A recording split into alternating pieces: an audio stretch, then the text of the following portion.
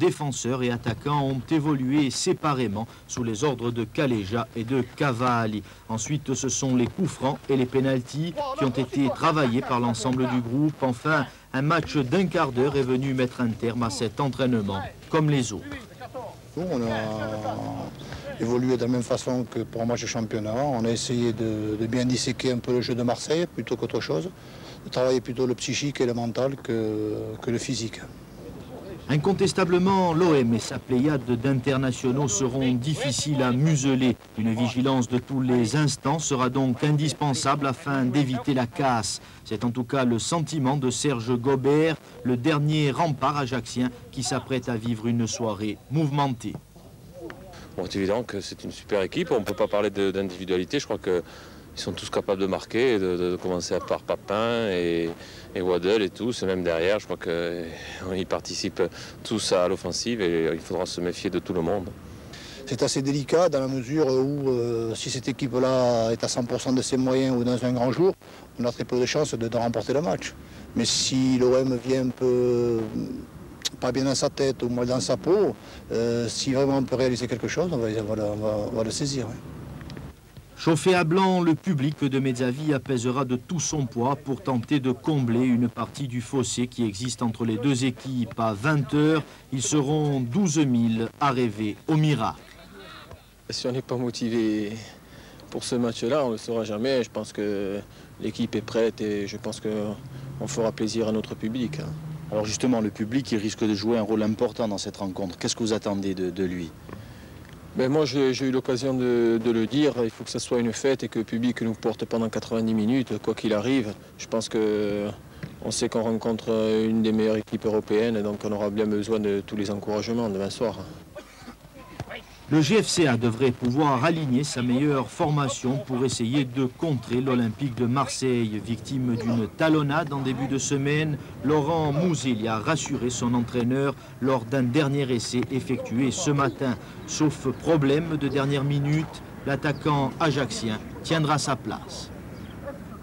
Et avec les honneurs, 3-1 dans une ambiance extraordinaire. Avec les honneurs devant plus de 12 000 spectateurs, les joueurs de Guy Calleja ont donné une bonne réplique aux Olympiens de Gérard Gilly. En image maintenant donc le résumé de cette rencontre. Michel Moretti.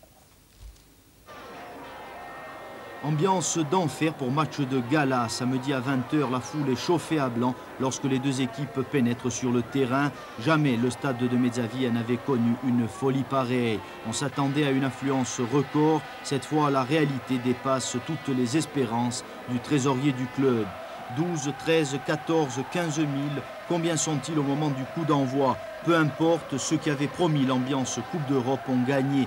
Lorsque Michel Vautreau siffle le début de la rencontre, Mezzavia explose devant un tel public et contrairement à ce qui avait été annoncé par certains esprits chagrins, l'OM est loin de prendre le match à la légère. On joue depuis 8 minutes lorsque Francesco y alerte Deschamps dont le tir trompe Gobert. Pour la première fois en ce début de rencontre, les Marseillais donnent un véritable récital. 10e minute, Tigana sert Papin seul dans la surface. Le tir du capitaine olympien est arrêté en 2 temps par le gardien ajaxien.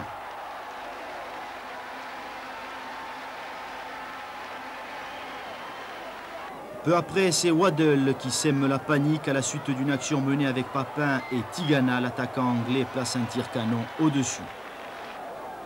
Contre-attaque du GFCA, Gentili lance Gori qui déborde sur le côté droit et centre. Huard intercepte au premier poteau.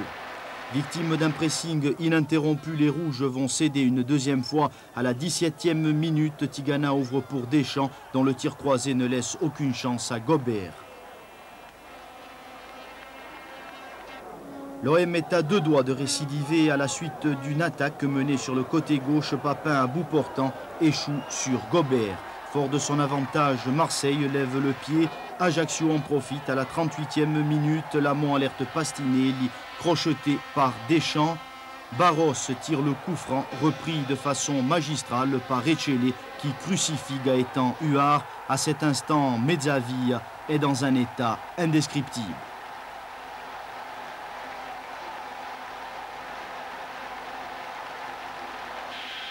En deuxième mi-temps, alors que l'on attend une reprise en fanfare de l'équipe ajaxienne, Enzo Francescoli va tuer le suspense. À la 49e minute, Tigana ouvre pour Waddle qui contrôle de la poitrine. L'Uruguayen surgit, frappe et trompe Gobert pour la 3e fois. La messe est dite malgré cette contre-attaque menée par Recele qui permet à Gori d'inquiéter Huard pour la dernière fois. Samedi, même si le miracle n'a pas eu lieu à Mezzaville, la fête a tenu toutes ses promesses. Je crois que ce soir, il faut d'abord une chose à rendre hommage à l'équipe du GFCA qui a joué le match dans un esprit tout à fait honnête et qui a défendu ses chances. Bon, je crois qu'on a rapidement mené au score et ça a rapidement mis tout suspense de côté.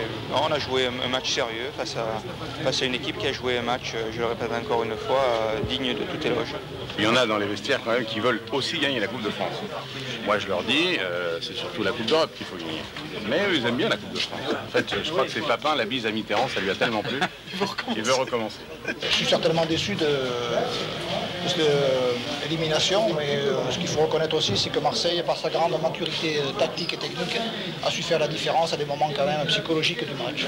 Non, je crois qu'on n'a pas eu trop le temps de les voir. Ils ont bien fait circuler le ballon. Je crois qu'ils ont été très collectifs et nous, on s'est bien accroché et je crois qu'on a satisfait tout le monde.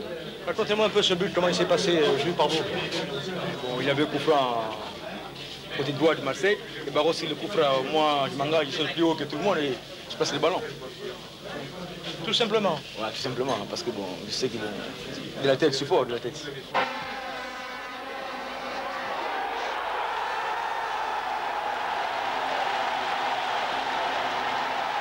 Si toute l'équipe du GFCA est à féliciter pour la réplique qu'elle a su donner à l'Olympique de Marseille, il convient de souligner la prestation de Bati Gentili.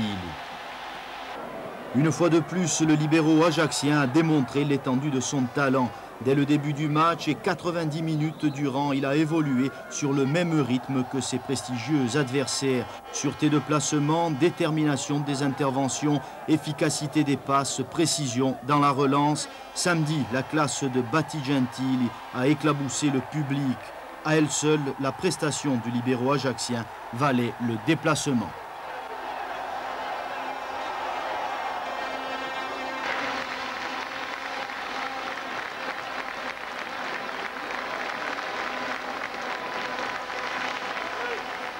Bravo donc aux Marseillais et aux Ajacciens. Et au-delà de l'aspect sportif de cette rencontre, il faut retenir également la parfaite correction des joueurs, des milliers de supporters et la parfaite organisation de la rencontre. Tout cela a fait de ce GFCA-OM une véritable fête du football et a apporté la preuve que le public corse est tout aussi sportif que bien d'autres dans l'Hexagone.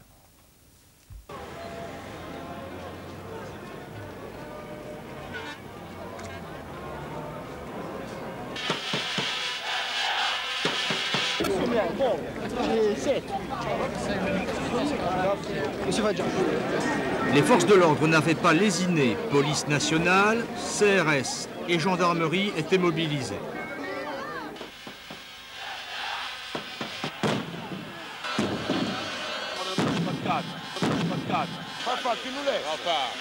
T'as entendu des pétards à Marseille? Enfin, le gardien, comment il fait pour rester là? Non, c'est avant le match. Ah non, mais avant, on fait ce qu'on veut. Mais pendant le match, parce que c'est un match de foot, vraiment. Vous avez l'air soucieux. Non, non. Non, non, c'est une impression, non. C'est une mauvaise impression. Ça va très bien. La colère de Bernard Tapie était sans doute médiatique. Les spectateurs ajacciens useront leur stock de pétards. Avant le début du match, il restera un beau feu d'artifice à l'entrée des joueurs sur le terrain.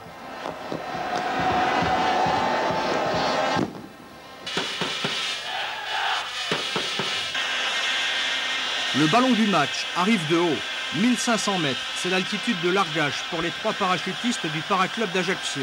À noter, et ce n'est pas prémonitoire, seul le porteur du drapeau d'Ajaccio est resté debout.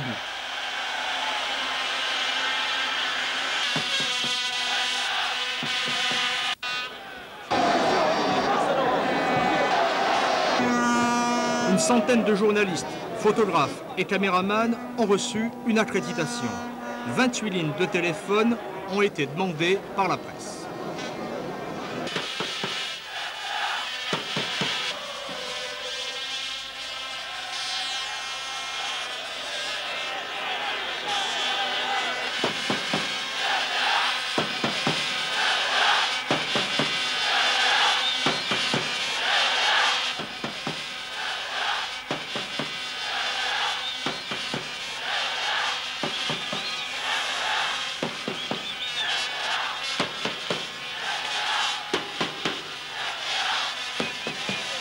Il y a une ambiance extraordinaire et ça rappelle le bon temps. Il y en a qui disent que c'est beaucoup mieux qu'à l'époque, c'est vrai? Ah, ce soir, oui, on n'a jamais vu ça. On n'a jamais vu un monde pareil. Et c'est bien, s'il y a une ambiance, enfin, il faut voir après. Hein. Alors, espérons que ça se passe bien, qu'il y ait un bon résultat pour les Ajacciens. Donc un pronostic, justement. Pronostic, moi, j'en fais jamais. Je vous remercie, Antoine Federici. Antoine Federici qui a porté, il faut le préciser, pendant de longues années les couleurs de l'ACA Ajaccio.